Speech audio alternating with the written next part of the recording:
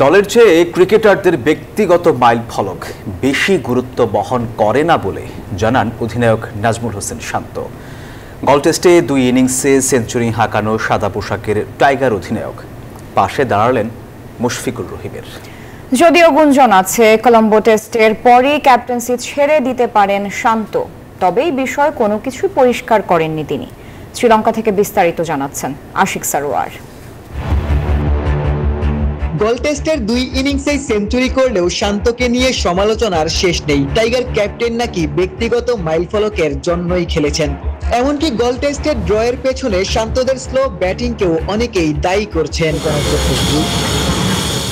গল test পেছনে ফেলে কলম্বোতে team Bangladesh, তবে সমালোচনা যেন শান্তদের পিছু ছাড়ছে না। টেস্টের আগে সমালোচনা নিয়ে বাংলাদেশ অধিনায়ক কি বলছেন?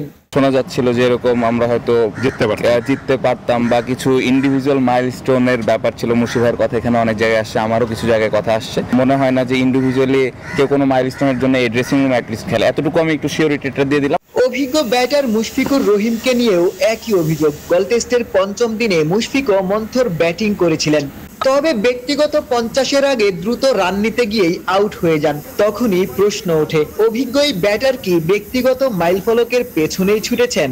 মুশফিক ভাই এত বছর ধরে ক্রিকেট খেলেছেন, ওই 1 রান নিয়ে আমার মনে হয় না উনি অনেক বড় কিছু অ্যাচিভ করে ফেলতেন। উনি আমাদের টিমের জন্য কত কিছু করেছেন এটা আমরা সবাই জানি।